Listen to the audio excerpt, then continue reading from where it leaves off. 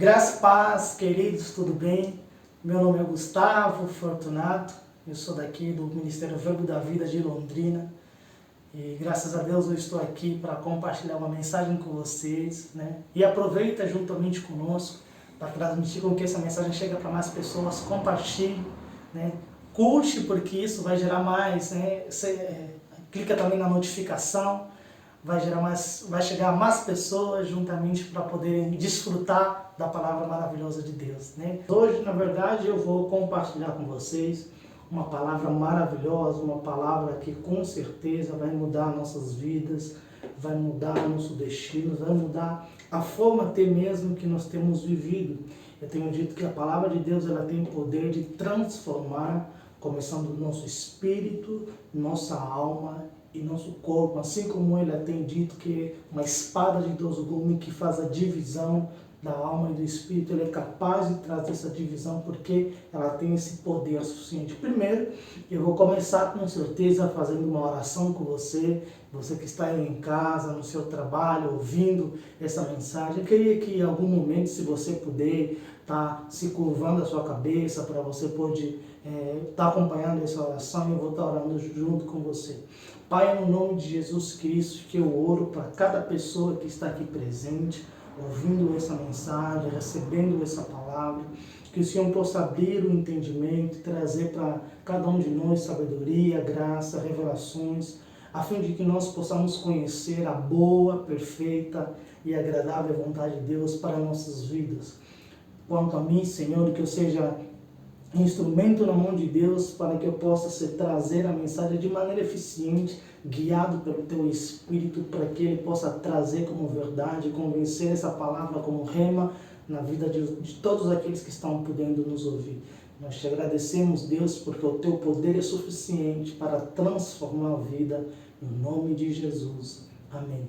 Querido, eu estou muito feliz que você está aqui hoje e eu vou poder compartilhar essa palavra com você, né, que Deus colocou no meu coração, uma palavra muito maravilhosa.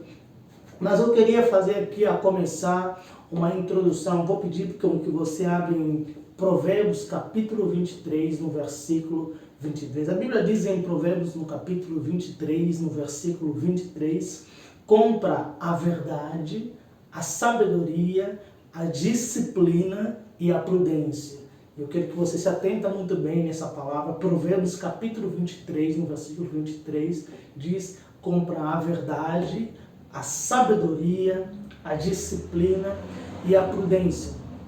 Antes de eu começar, talvez, a debruçar isso um pouco mais, sendo dirigido pelo Espírito, para que Ele possa falar no seu e no meu coração, para nós sermos ensinados a viver de maneira que nós tenhamos a graça de Deus para que podemos reinar em vida, eu quero te trazer um entendimento do chamado e do propósito. Sabe, querido, quando eu e você fomos gerados, assim conforme a palavra de Deus formou o homem segundo a sua imagem e semelhança, no livro de Gênesis 1:26, quando a Bíblia vai fazer menção da nossa formação segundo a imagem e semelhança de Deus. Entenda, querido, que eu e você, antes mesmo que nós viemos a existir de forma física, nós já havíamos sido gerados em forma de propósito. A Bíblia diz que Deus disse: façamos o homem segundo a imagem e semelhança. Deus já havia mostrado para nós que nós somos um propósito de Deus. Você tem um propósito na sua vida, tem um propósito da parte de Deus. A Bíblia mesmo fala e faz menção, né, várias vezes, talvez você conheça esse texto, que antes, ou como diz a Bíblia, por exemplo, para Jeremias, que quando ele estava no ventre de sua mãe, Deus já o conhecia. Paulo vai nos trazer um entendimento de que Deus já falava de nós antes da fundação do mundo, o que mostra claramente que havia um propósito já estabelecido da sua vida, da minha vida. Deus já havia criado esse propósito. No processo, quando a queda do homem, em Gênesis 3:15, você percebe no capítulo 3, se você está lendo todo o contexto, você vai perceber que o homem peca, e com ele o pecado traz peso para o mundo. O homem pecou, né? E é uma divisão, uma separação do homem com Deus, porque o homem morre espiritualmente. Quando o homem morre espiritualmente, o homem se torna um ser imperfeito, né? Um ser imperfeito, um ser que está sujeito a erros, né? Que está sujeito a falhas, que está sujeito a não compreender algumas coisas de maneira clara. E aí é importante nós começarmos a entender a respeito daquilo que nós hoje vemos na igreja, e nós vemos hoje até mesmo na sociedade. Eu quero trazer esse entendimento para você, na palavra de Deus. E a Bíblia fala aqui em Efésios que Deus deu dons para os homens, né? Dons, uns são apóstolos, outros são profetas, outros são evangelistas, outros são pastores, outros são discípulos, né? Você vai perceber que existe uma variedade de funções, na verdade, que nós vamos encontrar. Esses são os dons ministeriais, né? Mas existem variedade de atividades ou funções que foram dadas na vida do homem. Você encontra médicos, missionários, que estão hoje na sociedade, que fazem parte da sociedade, e são pessoas que ajudam, né? Buscam ajudar a cada um de nós a trilhar um caminho de maneira produtiva, de maneira eficiente. Por que eu estou dizendo isso? Precisa entender que o nosso propósito como filho de Deus, nosso propósito é adorar a Deus e atingir a perfeição de Cristo, né? Adorando a Deus, assim como voltarmos à essência daquilo que é o propósito de Deus, em adorarmos Ele em espírito e em verdade, da forma mais perfeita, para que tudo em nós, de maneira perfeita, possa subir a Deus como cheiro suave, como cheiro agradável diante de Deus, de maneira perfeita. E nós precisamos viver em conformidade do nosso propósito. E nesse percurso em que o ser humano imperfeito, o humano imperfeito que está sujeito a erro, teve uma necessidade de ser estabelecido algo que parece comum, que nós consideramos e nós chamamos muito, talvez você já tenha ouvido sobre o chamado. O que é o chamado? O que Deus te chamou para fazer? Na verdade, você entende que o chamado ele só existiu ou passa a existir a partir do momento que o homem peca. A partir do momento que o homem pecou, o chamado veio a existir. Deus chama pessoas diferentes para realizar uma função na sociedade, que isso tenha um impacto na eternidade, no reino, né?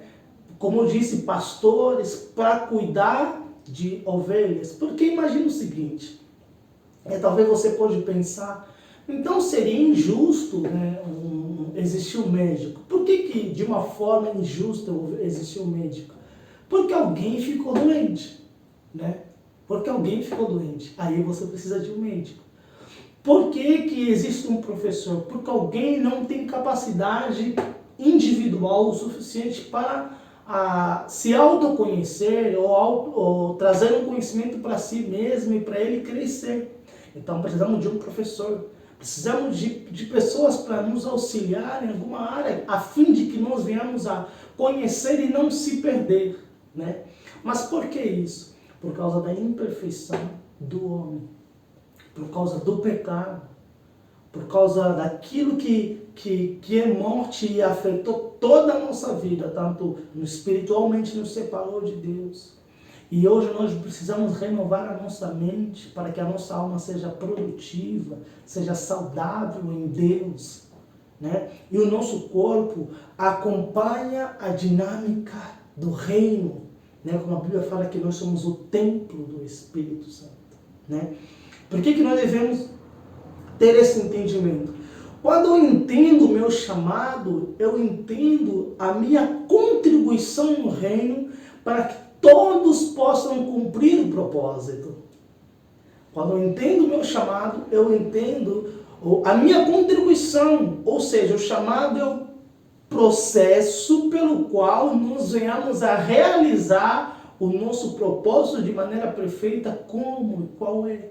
adorando a Deus, em espírito e em verdade, dar louvor a Deus, exaltar a Deus, magnificar o nome dEle. Esse é o propósito da sua e da minha vida. E como você pode fazer isso? Fazendo o que Deus te chamou para fazer. O que Deus te chamou para fazer. Deus te chamou para fazer. Para ser um médico, para ser um professor, né, da palavra ou de uma ciência. Deus te chamou para ser um missionário. Deus te chamou para ser um intercessor, né? Uma pessoa de oração que ora. Uma pessoa capaz de salvar vidas em oração, de transmitir o amor em oração.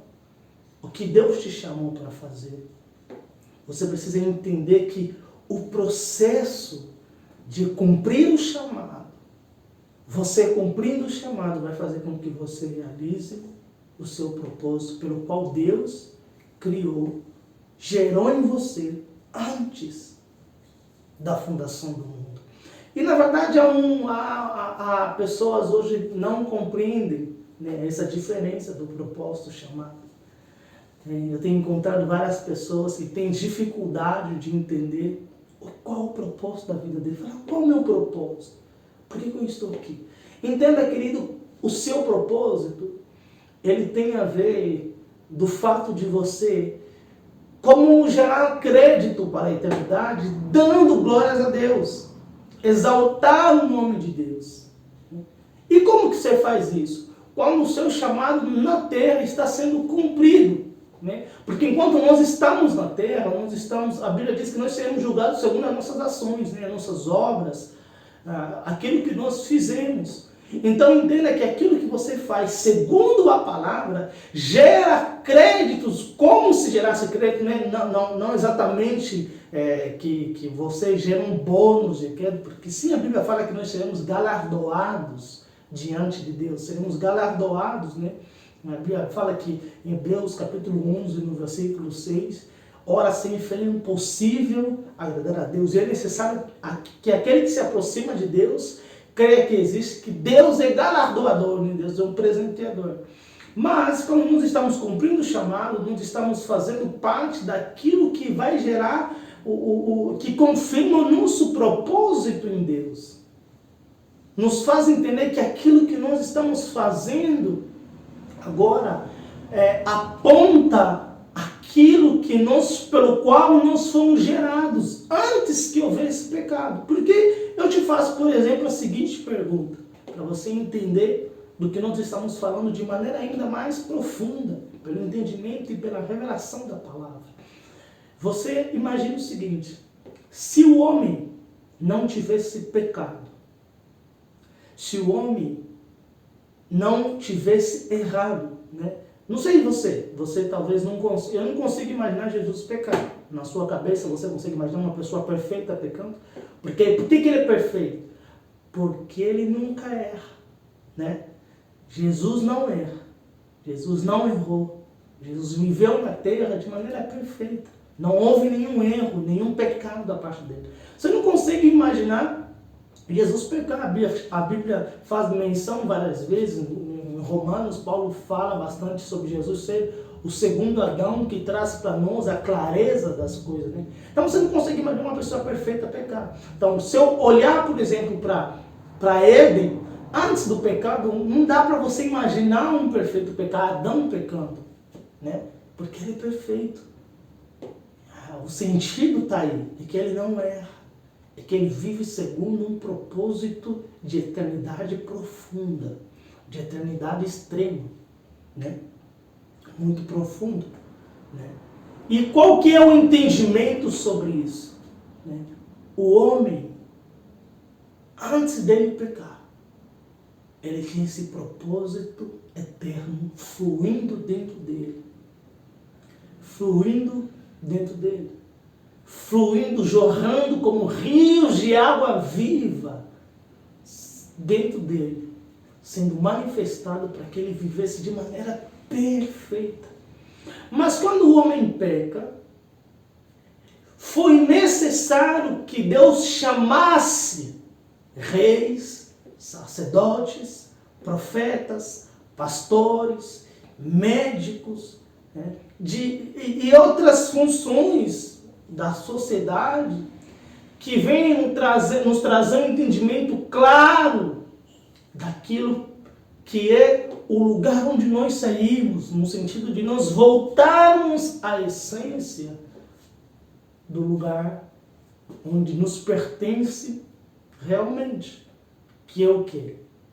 O centro da vontade de Deus, o propósito de Deus nas nossas vidas. Vivemos de maneira perfeita, vivemos de maneira segundo a vontade de Deus, agradando. Gustavo, mas eu sou imperfeito.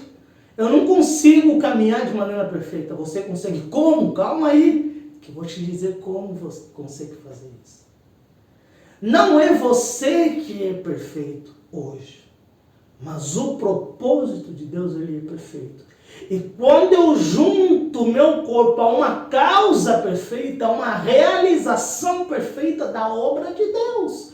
Por isso a Bíblia diz que nós somos cooperadores de Deus. Né? Somos cooperadores. Por que cooperadores? Para que você faça parte de uma obra perfeita, divina. Uma obra capaz de mudar a sua eternidade, ou seja, trazer o poder glorioso, trazer a vontade de Deus para que você experimente a eternidade de vida com Deus. Por conta do propósito. Ou seja, é um ser imperfeito que me conecta a uma causa. Qual é a causa? O Evangelho de Deus.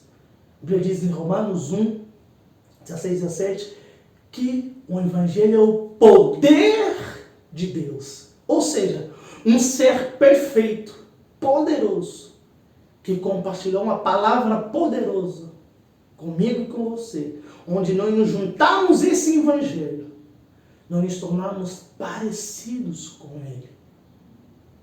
Tão parecidos, que às vezes você não consegue enxergar erro em muitas coisas, mas por quê? Não é porque você não erra mais, mas porque a causa pelo qual você se conectou, ela é tão perfeita, que ela não te dê margem de erro, ela não dá margem de erro. Ela permite com que você viva uma vida saudável, no espírito, na alma e no corpo, de maneira perfeita. Eu vou ler o texto que nós começamos, para você estar acompanhando. A Bíblia diz, em Provérbios capítulo 23, no versículo 23, se você ainda tiver com ela aberta, né? Você vai entender, a Bíblia diz o seguinte, olha, compra a verdade. Enquanto você está aqui, é um provérbio de Salomão. Salomão ele foi um homem que nós conhecemos com bastante sabedoria, bastante entendimento. Ele diz, compra a verdade, a sabedoria, a disciplina e a prudência. O que é a verdade? Por que eu devo comprar a verdade? Porque é algo mais precioso que existe. Né? João 8,32, Jesus fala que conhecereis a verdade e a verdade vos libertará. Você vê o texto do Velho Testamento, Oséias 4,6, né?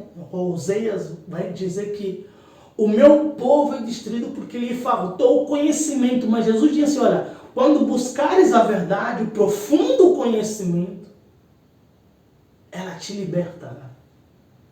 Ela vai desfazer tudo aquilo que é impuro, tudo aquilo que não frutifica, tudo aquilo que não traz vida eterna. Ela vai desfazer, porque a verdade de Deus é pura, a verdade de Deus é poderosa para transformar a sua e a minha vida. Quando nós entendemos a verdade, somos libertos. O que é libertação? Você se desfaz daquilo que te prende de uma vez por todas. Você se afasta daquilo que te prende.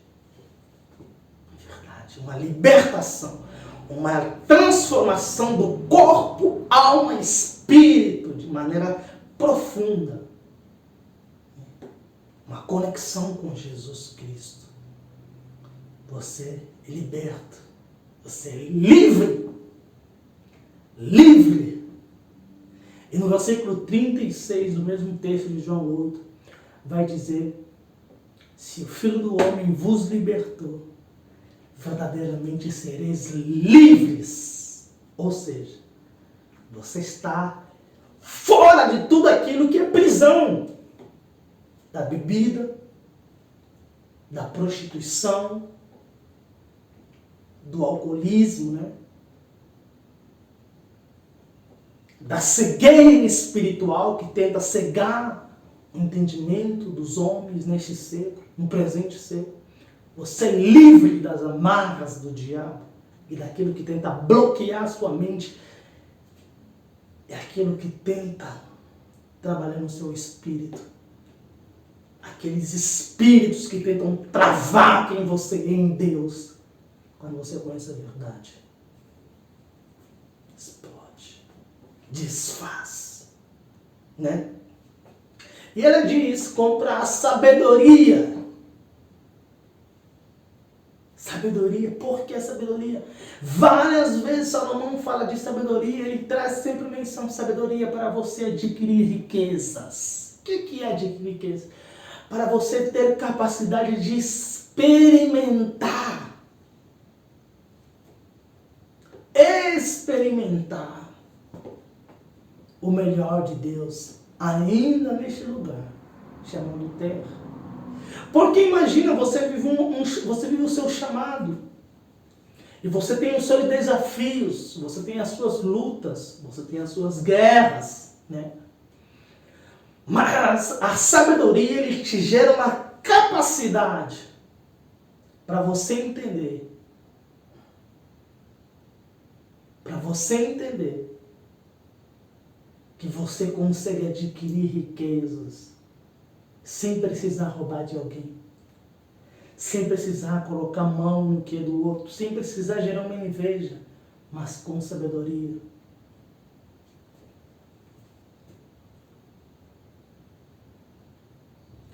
Com sabedoria você descobre que você não precisa viver pelos mundos naturais para entender que Deus é o Deus do ouro e da prata. Não também você ir ao extremo, porque eu posso tudo naquele que me fortalece, então eu vou adquirir tudo o que eu quiser, não. Mas entender que o que é preciso e que as necessidades serão supridas e que o transbordar chegará até você. Sabedoria. Você entende que eu tenho um tomate, mas eu não posso fazer salada de fruta com tomate. Né? Isso é sabedoria. O tomate, não posso fazer com ele salada de fruta. Né? É um legume que tem outra utilidade, não para fazer salada de fruta. Né? Isso é sabedoria, você entender isso. Né? Disciplina. Outro ponto do texto que fala em Provérbios, isso é necessário. Disciplina. Por que a disciplina para nós, como cristão? Por que a disciplina? Todas as vezes que você acorda, se você ler a Bíblia em Mateus 6,33, vai dizer o seguinte: buscar em primeiro lugar o reino de Deus e a sua justiça. Você já ouviu isso? Buscar em primeiro lugar o reino de Deus e a sua justiça. E todas as demais coisas serão acrescentadas. O que esse texto está falando? Buscar em primeiro lugar o reino. O reino, a sua cabeça está no reino e na justiça. O que é justiça? Capacidade de você viver na presença de Deus sem senso de culpa ou inferioridade. Porque nós nos tornamos justiça de Deus, estamos em Deus, compreendendo que Jesus morreu na cruz e nos livrou do pecado, da condenação, do juízo.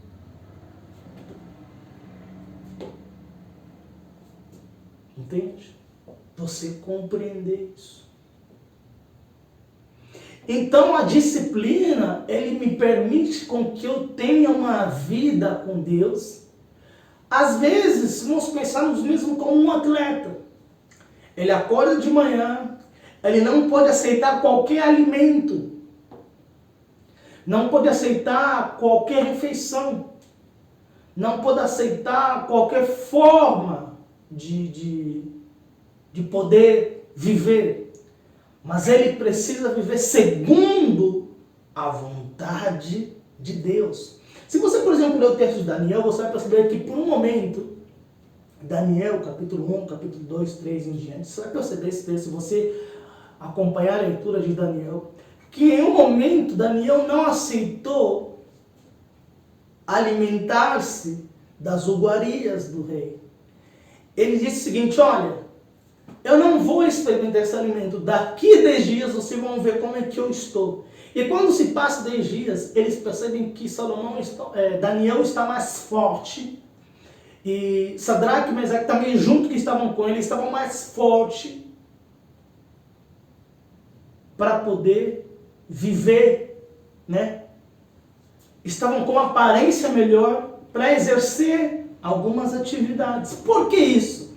Porque a disciplina é você permitir com que, ao longo do seu chamado, que você está vivendo aqui na terra, para que você possa cumprir o propósito de Deus, nada pode trabalhar. Porque se você permitir dar acesso a algo que não te dá destino, né? Quando você dá acesso a algo que não te dá destino, vai interromper a causa do que Deus está trabalhando em você. Vai interromper o processo daquilo que gera impacto na eternidade, na sua vida. Vai comprometer você.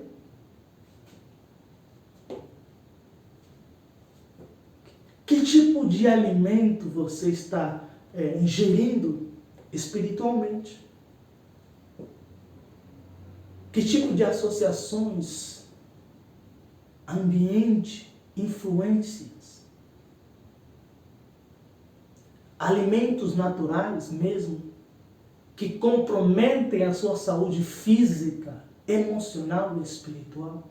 Saia desse ambiente. Porque uma pessoa com disciplina, pelo qual quer realizar o seu propósito, ele não pode permitir que nada que comprometa o foco dele. Ele não pode aceitar isso, ele não pode dar acesso a algo que não dá destino para ele. E hoje, infelizmente, muitas pessoas estão com problema, por exemplo, de bebidas, refrigerantes, Coca-Cola, até algumas nem alcoólicas, né? Porque não deixa. E isso faz com que, se Deus estabeleceu que ele vai viver 100 anos para cumprir o chamado dele, ele já não consegue chegar nos 170, muito mais.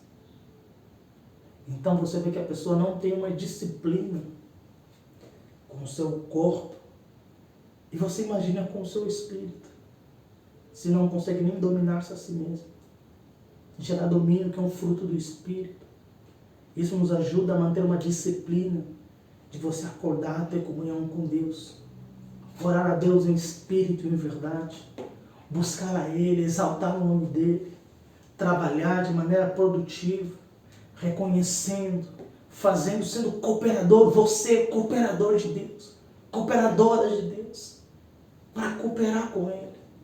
Né? Para estar junto com Ele. Para cooperar. Para estar conectado com Ele.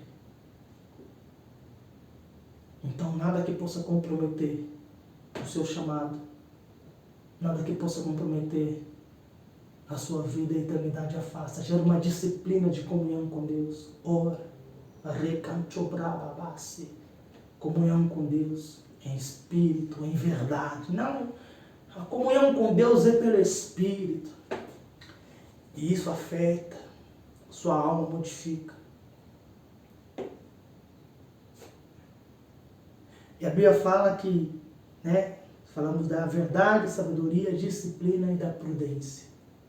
Gustavo, que é prudência? Prudência, seja prudente. A prudência, ele fala sobre calcular o impacto da decisão que você vai tomar. Decisões.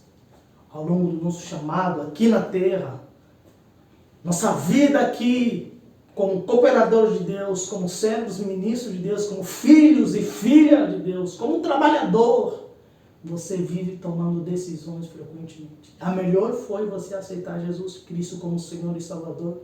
E se você não teve a oportunidade, eu quero que você se aproxime de um local, de uma igreja mais próxima. Né? Tem uma mensagem aqui que diz: igreja é saúde. Vai num lugar de saúde. Aceita Jesus como Senhor e Salvador para mudar a sua vida, para modificar o seu destino. Prudência tem a ver com que você calcula o impacto das suas decisões. E como eu vou tomar uma decisão assertiva? A prudência tem a ver com calcular o impacto da sua decisão.